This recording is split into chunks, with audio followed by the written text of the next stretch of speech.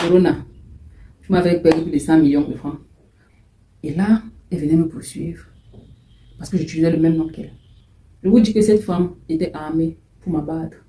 Pardon, m'excuse, c'est la jeunesse. Pardon. Sachant que le saucisson de poisson n'est pas très consommé.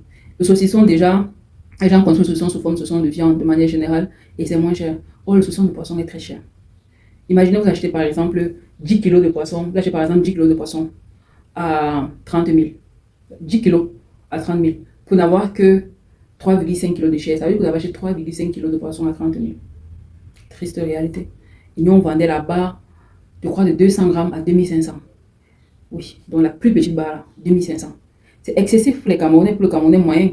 Et nous aussi, on se disait que bon, par rapport à ce que nous on propose, ça va. Hein? Mais, Dieu merci, très rapidement, grâce à la visibilité qu'on avait, que moi j'avais eu, grâce à la visibilité que j'avais eu sur le projet, j'ai eu des partenariats étrangers et j'ai signé mes 2 plus gros contrats, malheureusement, l'année où il y a eu le corona. L'année où il y a eu le Covid, c'est l'année où j'ai signé mes 2 plus gros contrats, jamais signé. Ça veut dire depuis 2016 que je travaillais. En 2019, enfin, je réussis à signer de gros contrats. Et là, tout s'arrête net. Corona 19, qu'est-ce qu'on fait? Qui sur la terre me dira qu'il était préparé au Covid? Dites-moi, levez la main. Personne n'était préparé au Covid. Personne ne savait comment ça allait se passer. Panique à bord. Panique à bord, c'était une panique générale. C'était une panique générale. Personne ne savait comment ça allait se passer. Les entreprises ne savaient pas si elles allaient tenir. Les États ne savaient pas s'ils allaient tenir. Je ne sais même pas si, en termes, moi je ne connais pas beaucoup l'économie, hein, mais je me demande toujours aujourd'hui si, sur le plan économique, on a pu rattraper vraiment le déficit causé par le Covid.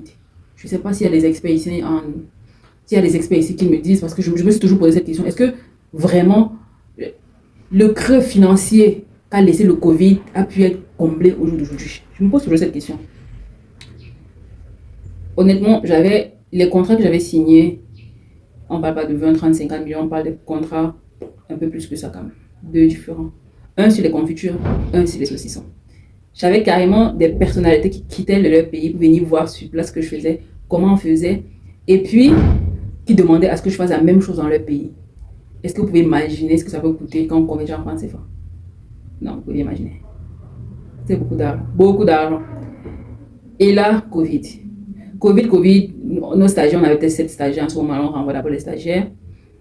Après, on se dit que non, ça va se stabiliser aujourd'hui et tout. Ça ne s'est plus jamais stabilisé. Une des équipes, enfin, un des partenaires avec lesquels j'ai signé le contrat dans l'équipe projet dans laquelle j'étais, 2 personnes décédées à cause du Covid. Dans l'autre équipe, presque tout le monde était tombé malade.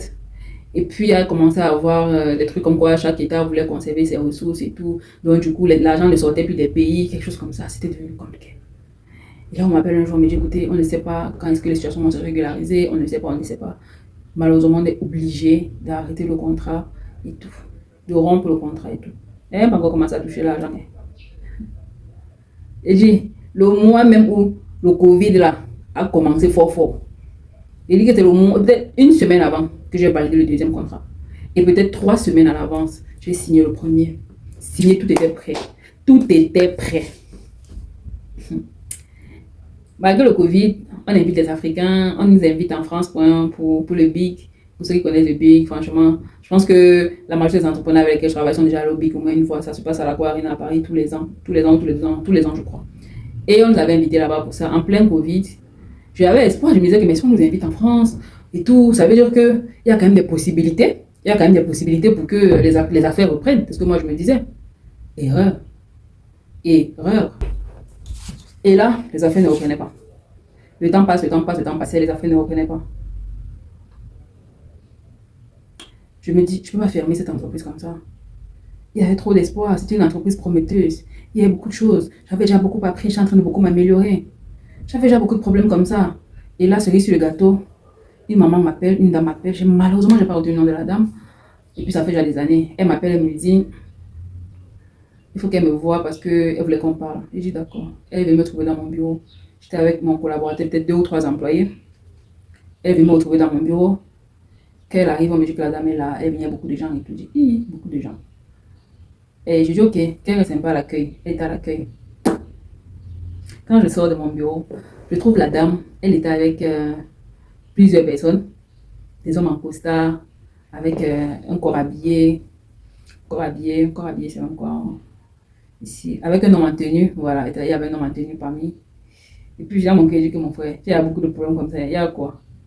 Quand je m'assois, bonjour maman, ça va, vous allez bien? Elle est fatiguée, elle avait quelqu'un qui a beaucoup pleuré, et elle me dit qu'elle vient de perdre son mari, et ça faisait juste quelques semaines que son mari était décédé de Covid-19, effectivement. Et là, elle venait me poursuivre, parce que j'utilisais le même nom qu'elle. Ouais. Son entreprise s'appelait Contrefood. Ça a été créé après la mienne, c'est vrai. Mais je n'avais pas bien fait les démarches de création de mon entreprise, parce que c'est pas moi qui les avais fait. On devait me donner les papiers comme ça. Et là, je me rends compte qu'effectivement, ce n'est pas son nom commercial, mais ce nom de son entreprise qu'elle allait protéger, elle aurait payé. Faites attention quand vous créez vos entreprises. C'est cher de protéger un nom, elle aurait payé. C'est cher de protéger une marque. Mais moi, j'ai vécu ça. C'est pour ça qu'aujourd'hui, quand je travaille sur un projet ou je travaille avec une entreprise, je vous recommande d'aller vous enregistrer à l'OAPI. Parce que les démarches qui vont suivre après sont trop longues. Je vous dis que cette femme était armée pour m'abattre. Mais je pense que l'humilité avec laquelle je l'ai reçue a fait qu'elle a laissé tomber. Parce qu'elle me disait, elle s'attendait à ce qu'elle allait venir. J'allais vouloir argumenter, Quand elle est venue, quand elle m'a dit ça, je n'ai même pas discuté. Je lui ai dit que maman, j'ai compris. On est en procédure pour changer les noms. Déjà, l'entreprise n'en donne plus. On avait beaucoup de problèmes. Le corona, les machins. Donc, j'avais beaucoup de problèmes dans mon esprit. Donc, à quelle elle veut venir gérer les histoires des noms au API, machin. Il y avait beaucoup de problèmes. Et tant que mon cœur saignait passer sur là, mes contrats sont en train de diminuer, ça m'énervait. Il vendait de moins en moins, j'ai du mal à payer les gens et tout. Vous voulez me dire que le nom là, mais c'est pas quoi. Je lui ai dit qu'il n'y a pas de problème là, mais pardon, m'excuse, c'est la jeunesse. Pardon, Soussou, pardon, c'est la jeunesse. Et on ne connaissait pas. Si on connaissait, il aurait fait différemment. Comme je connais, merci pour l'information. Elle me dit oui, j'étais venue là avec mon avocat même et tout, parce que je me suis dit qu'il allait vous expliquer que non, on n'a pas besoin de m'expliquer. Ne m'expliquez pas. J'ai compris. Restez avec. Comme vous comprenez là. Je n'ai jamais vu une seule publication des produits que la dame faisait. Mais je crois qu'elle m'avait dit qu'elle faisait des produits laitiers. Et elle les vendait sur une marque qui est commercialisée ici localement et tout. Et au même moment, je travaillais sur un projet bovin. Et justement, je travaillais sur la stabilisation du lait de vache entier. Donc voilà, je travaillais là-dessus avec un monsieur qui avait tout un troupeau. Bref, qui élevait les bœufs, les vaches, tout ça là. Bref. Et là, je lui dis, ok, mais vous faites comment, machin. Elle m'explique un peu, elle me commence à me raconter un peu les difficultés qu'elle rencontre. Je lui dis, non, peut-être que vous pouvez faire comme ça, vous pouvez faire comme ça. Elle me dit, ah bon, je dis, oui, vous pouvez faire comme ci, vous pouvez faire comme ça. Elle me dit, ok, je vais te mettre en relation avec ma fille parce que c'est elle qui gère cette partie-là. Et justement, elle a des difficultés dans ci, elle a des difficultés dans ça, machin. Franchement, on avait bien parlé et puis c'est passé. Imaginez quelqu'un qui va vous faire des problèmes. Déjà, elle est en deuil. Elle est en deuil et elle a été très compréhensive parce que malgré tout, elle pouvait décider de me faire des problèmes. Malgré tout, c'est-à-dire que malgré tout, la manière dont je lui parlais et tout, elle pouvait quand même décider de me faire des problèmes. Mais elle a laissé tomber. Elle ne s'est pas attardée dessus. Et plus tard, j'ai dit, ok, ça fait beaucoup. Corona, tu m'as fait perdre plus de 100 millions de francs. Corona, tu m'as fait perdre plus de 100 millions. Voilà même le nom de l'entreprise même qui avait sauvé la pointe que quelqu'un utilisait là. Jusqu'à là, tous les papiers de OAPI qui protègent son nom. Bon. Moi, je vais me barrer sur quoi ici? C'est ce que je me disais, mais je vais me barrer sur quoi? Donc dans ma tête, j'ai fait ça. Ok, pardon. Cause de problème. Mieux, les petits dos qui sont là, mon petit argent qui est là. Mieux, pour ouvrir un petit business avec, pour sauver les meubles. En attendant de voir si un jour l'affaire, si c'est stabilisé, on se stabilise, ben, maman, je ferme.